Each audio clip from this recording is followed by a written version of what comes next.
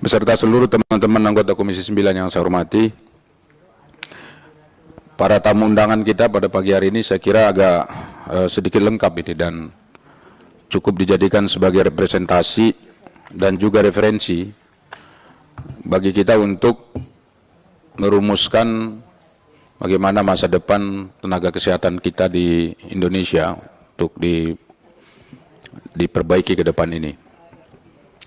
Ada beberapa hal yang ingin saya sampaikan tadi setelah mendengar semua paparan, yang kebetulan tadi paparannya saya dengar melalui Zoom, dan ini saya kira perlu dicatat oleh tenaga ahli kita. Yang pertama, yang saya dengar tadi adalah bahwa ada banyak masalah di dalam sistem di pemberian kerja oleh pemerintah daerah kepada tenaga-tenaga kesehatan ini. Ada banyak masalah. Saya untuk tidak mengulangi, saya coba satu-satu dulu ini. Pertama, soal honor yang tidak jelas. Yang kedua, mungkin juga status kepegawaiannya yang nggak jelas. Ada yang honornya tadi 150 sampai 350 ribu per bulan. Kemudian ada yang tidak masuk dalam data atau problem datanya masih bermasalah. Kemudian yang berikutnya adalah adanya warning dari pemerintah bahwa tahun 2023 tidak ada lagi sistem honor di Indonesia atau akan dihapuskan. Jadi ini saya kira ini harus dicatat bahwa ini keluhan. Belum lagi nanti kalau ditanya soal kesejahteraan tadi katanya kalau mereka sakit malah justru ini nggak di cover malah justru. Padahal mereka ini menangani orang-orang yang terpapar COVID pada waktu itu. Tidak di cover. Nah ini tentu sangat memprihatinkan kita semua. Kenapa? Kalau kita bandingkan dengan para pegawai pekerja di dunia swasta, itu saja masih banyak yang belum dipenuhi hak-haknya oleh kita, oleh negara. Makanya setiap waktu itu para pekerja kita itu selalu melakukan aksi untuk menyampaikan aspirasi mereka di kita. Ini dalam minggu kemarin itu kalau nggak salah ada 2 kali mereka demo depan pintu sana.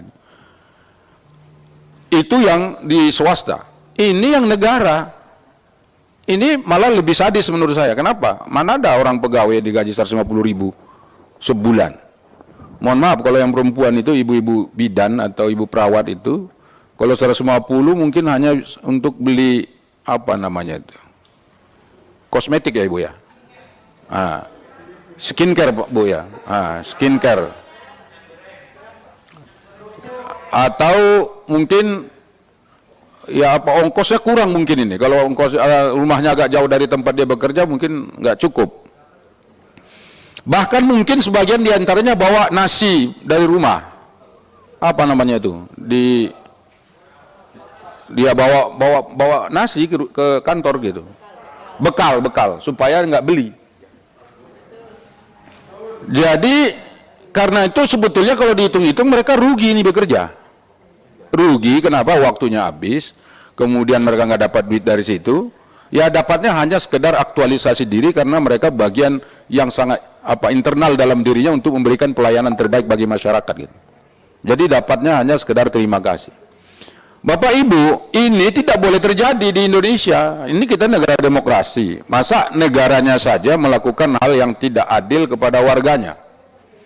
Ya, terutama soal penggajian ini penting nih. Dan ini kan pengakuan nih. Ini sudah representatif nih. Ada yang tadi Asosiasi Tenaga Kesehatan tadi.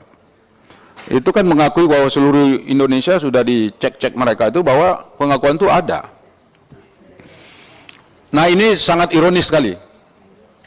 Belum saya tanya nanti kalau mereka diberhentikan misalnya, tiba-tiba berhenti begitu, apakah misalnya mereka ini dikasih pesangon?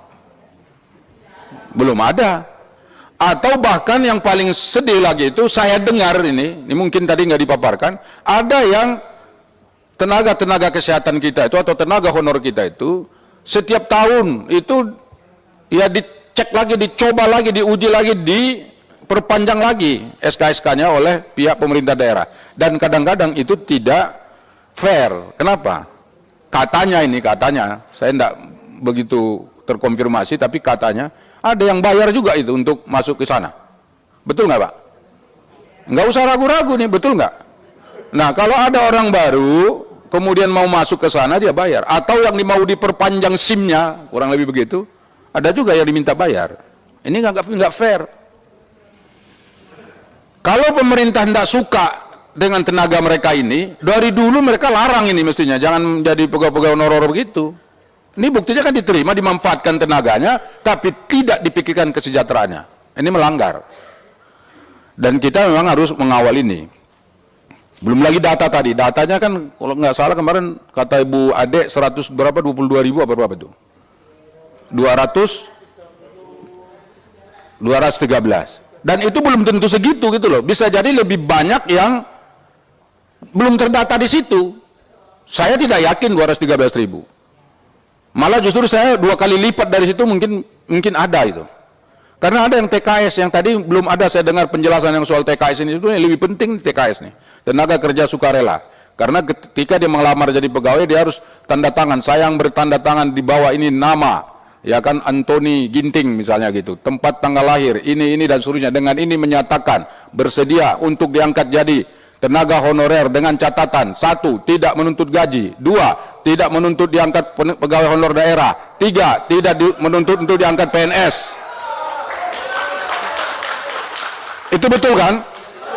Dan itu terjadi di seluruh Indonesia Bapak Ibu. Mana ada perjanjian kerja seperti itu? Tidak menuntut gaji. Ini saja udah melanggar hak asasi manusia. Orang dipekerjakan tidak menuntut gaji.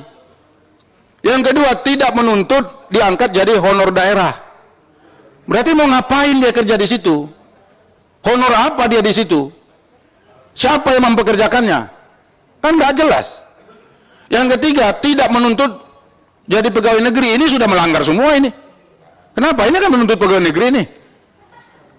Berarti kan melanggar. Nah, berarti yang seperti ini, Bapak Ibu Saudara, ini harus dicatat oleh teman-teman. Ini nggak boleh terjadi di Indonesia. Kita sebagai negara demokrasi terbesar di Asia ini dikagumi oleh orang lain. Karena kita pilpres, udah beberapa kali, pilpres loh ya, pilpres. Walaupun ketegangannya kencang antara beberapa pihak para pendukung, tapi alhamdulillah kita tetap damai. Kontribusinya siapa? Masyarakat. Nggak ada yang ribut, nggak ada yang perang. Mestinya negara berterima kasih kepada masyarakat yang menjaga demokrasi kita ini terjalin dengan benar dan terlaksana dengan baik. Itu kontribusi masyarakat. Padahal ketegangannya sampai sekarang masih terasa ini. Padahal udah gabung-gabung kita semua. Tapi ketegangan di masyarakat masih ada. Ini kontribusi. Jangan-jangan nakes ini juga berkontribusi karena ketika mereka melayani itu tidak memandang partai politiknya apa. Ya kan, kalau mereka nanya, datang ke sana berobat, ditanya, kamu partainya apa? Partai A, enggak mau saya suntik, kamu sana aja, mati aja kalian. Kan enggak begitu. Benar nggak Bapak Ibu? Kan bekerjanya atas apa? Dasar kemanusiaan, benar nggak? Apakah Ibu pernah nanya agamanya? Enggak pernah tanya agamanya. Apakah pernah nanya sukunya? Enggak pernah tanya sukunya. Ah, ini kalau orang Bali nggak mau saya, nggak ada Pak. Dan di Bali juga gitu. Di Bali juga kalau kita datang berobat nggak ditanya, kamu orang Batak ya? Enggak Pak. Maka karena itu ini sudah bagus, yang dikerjakan oleh mereka itu bagus, karena itu kita harus memperjuangkan. Itu satu. Yang kedua, Bapak Ibu, ini kan masalah keuangan negara. Ini supaya jelas Pak, clear. Saya kira negara juga tahu kebutuhan terhadap tenaga kesehatan itu memang cukup tinggi di Indonesia. Karena salah satu ukuran tingkat kesejahteraan rakyat di Indonesia ini, selain pendidikan itu adalah kesehatan. Jadi kalau petugas kesehatannya itu tidak seimbang dengan jumlah penduduk, kita jumlah penduduknya 273 juta, tidak kurang dari 237 juta. Dan tingkat natalitas kita, tingkat kelahiran di Indonesia paling rendah 5 juta per tahun. Semakin banyak jumlah penduduk, itu maka semakin banyak ada tingkat natalitasnya. Nah ini kita tidak tahu ini, sebetulnya natalitas itu masih 5 juta atau 7 juta gitu. Katakanlah kita sekarang jumlah penduduk 273 juta. Sekarang saya tanya, berapa jumlah tenaga medis kita yang siap melayani kita? Berapa jumlah dokter umum, dokter spesialis, perawat, bidan di seluruh Indonesia, dan juga petugas-petugas lain seperti farmasi, kemudian yang apa itu, yang bagian ronsen dan seterusnya itu apa? Radiologi ya. Itu berapa di Indonesia yang kita dapatkan, yang kita punya? Sudah sesuaikah rasionya dengan jumlah penduduk kita. Saya hakul yakin dan yakin betul bahwa tidak sesuai. Andai kata seluruh tenaga honor ini diangkat jadi PNS, pasti masih kurang jumlah tenaga yang dibutuhkan untuk melayani seluruh rakyat Indonesia, terutama yang di daerah pinggiran, di daerah perbatasan, daerah-daerah kecil, di mana orang-orang juga agak segan untuk bekerja, bertugas di sana. Segan loh maksudnya. Yang kita harapkan siapa? Honor ini. Mereka yang mau siap terjun ke daerah-daerah itu. Dan saya yakin kalau mereka diangkat jadi PNS, mereka bisa membuat surat, saya bersedia untuk tidak dipindah dan akan tetap bertugas selamanya di tempat itu. Kan bagus begitu, daripada tidak bersedia, tidak digaji, tidak diangkat honor daerah, tidak diangkat PNS. Itu lebih bagus, saya siap untuk ditugaskan di sini dan tidak pindah-pindah. Saya kira Bapak Ibu yang sudah sekarang honor di puskesmas, honor di daerah-daerah, itu pasti siap untuk melakukan itu. Ini bagian kedua, karena itu masalah keuangan negara ini, bagian keduanya ini, supaya Bapak Ibu tahu, ini yang kadang jadi masalah. Pemerintah kita ini belum tentu ada uangnya. Saya ingat dulu, di Komisi 9 ini kami sudah pernah berhasil memperjuangkan bidan PTT Bapak Ibu. Kalau pernah ingat tuh, tahun 2017 atau 18 ya? 2018 makan sorry ya? 17, kita mulai dari 2017, diangkatnya 2018, persisnya. 42.000 orang yang kita angkat dari sini. Jadi Bapak Ibu harus berpikiran positif bahwa Komisi 9 ini, kami di sini ini tentu sangat berpikir untuk mengangkat semua pegawai negeri itu, yang honor untuk jadi pegawai negeri. Tetapi yang 42.000 itu ternyata anggarannya kurang lebih 1 tahun ini paling sedikit 1,2 triliun untuk gajinya saja dan biaya operasionalisasi pelaksanaan dia sebagai PNS. Kan besar. Sekarang kalau kita angkat yang 213.000 tadi, itu yang datanya ada di pemerintah loh ya, belum yang tadi masih bermasalah. Kira-kira berapa anggarannya? Nah ini sekarang negara sanggup enggak? Saya Bapak Ibu sebelum Bapak Ibu datang ke sini sudah tanya ke Kementerian Keuangan kemarin, Dirjen anggaran negara itu, saya tanya, Bapak sanggup nggak kita membayar atau menggaji mereka kalau mereka semua diangkat dari pegawai negeri? Jawabannya apa Bapak Ibu? Jawabannya, jika negara membutuhkan pasti kita akan sanggup. Ya, jika negara membutuhkan pasti kita akan sanggup. Pertanyaan saya sekarang, apakah negara membutuhkan? Saya tanya, apakah negara membutuhkan? Tolong dijawab Bapak Ibu. Apakah negara kira-kira membutuhkan yang tenaga honor kita ini? Karena kalau negara butuh, maka karena itu negara harus sanggup untuk membayar. Ya kan? Jadi jangan ada alasan APBN kita ini itu segala macam. Buktinya kita bisa bangun infrastruktur besar-besar itu lapangan udara yang besar itu, ya kan, jalan tol di mana-mana, tuh kereta api cepat di sana yang sampai sekarang masih mandek itu, kemudian ada yang lapangan udara udah besar-besar nggak dipakai, banyak kok. Kenapa untuk yang sumber daya manusia nggak kita pikirkan? Bukankah pembinaan sumber daya manusia itu adalah masa depan? Nah karena itu ini saya kira harus dimasukkan di bagian rekomendasi. Jadi ada 2 hal tadi itu, soal pendataannya diperbaiki, kemudian soal keluh kesah dulu tadi, data dan fakta yang menjadi persoalan mereka ini kita masukkan satu-satu dalam rekomendasi itu.